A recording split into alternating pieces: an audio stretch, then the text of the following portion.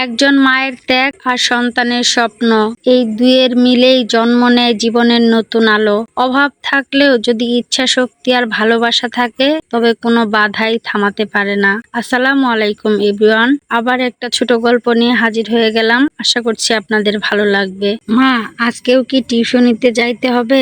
খুব ক্লান্ত লাগতেছে।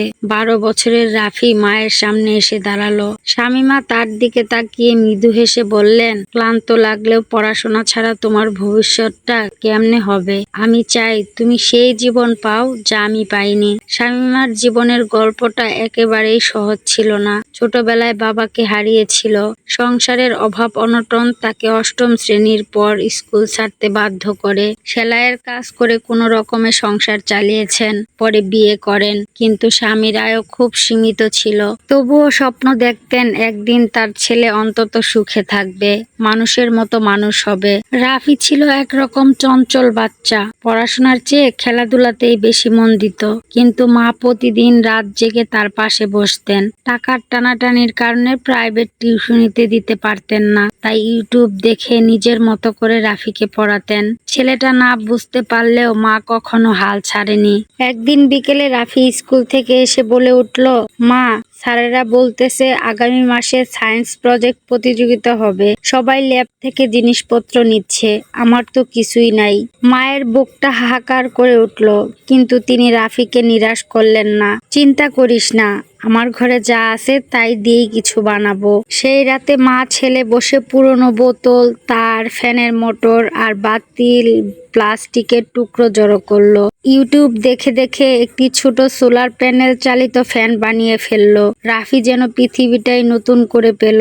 প্রতিযোগিতার দিন তার প্রজেক্ট প্রথম হয়। স্কুলে সবার চোখে তখন রাফি নায়ক। এখান থেকেই তার ভেতরে পরিবর্তন শুরু হলো। মা যে কতটা কষ্ট করে তাকে দাঁড় করাতে চাচ্ছেন তা সে বোঝা শুরু করলো। ধীরে ধীরে পড়াশোনার মনোযোগী হয়ে উঠলো।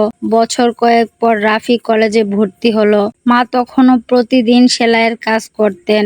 অনেক সময় রাতের বেলা আঙুলের সূচ ফুটে রক্ত পড়লেও হাসি মুখে বলতেন, কষ্ট করলে তবেই ভালো কিছু পাওয়া যায় রাফি। কলেজ জীবনে রাফি পড়াশোনার পাশাপাশি ফ্রিল্যান্সিং শুরু করে। কিছুটা টাকা রোজগার করতে লাগলো। প্রথম বেতনটা হাতে পেয়ে মায়ের সামনে দিল। মা, এটা তোমার জন্য। তুমি আমার জন্য যা করেছো তার একটুও শোধ করতে পারবো না, কিন্তু অন্তত তোমাকে একদিন আর এই সেলাই করতে দেব না। শামীমার চোখে পানি এসে পড়ল। আমার সবচেয়ে বড় উপহার তুই রাফি, তুই মানুষ হচ্ছিস, এটাই আমার আনন্দ। বছর ঘুরতে লাগলো। রাফি বিশ্ববিদ্যালয়ে ভর্তি হলো ইঞ্জিনিয়ারিং এ। মায়ের সেই অদম্য পরিশ্রমে ছিল তার পাথেয়। আজ রাফি শুধু পড়াশোনাতেই নয়, জীবনের প্রতিটি ক্ষেত্রে সৎ ও পরিশ্রমী।